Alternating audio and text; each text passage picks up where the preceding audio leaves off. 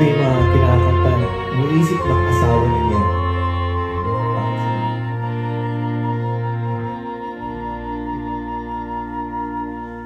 Meron siyang istilong kanya lamang, ang kanyang pagkababae ang dinadahilan.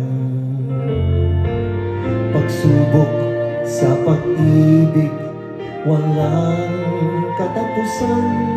Di naman daw natutuda, naniniguro lang.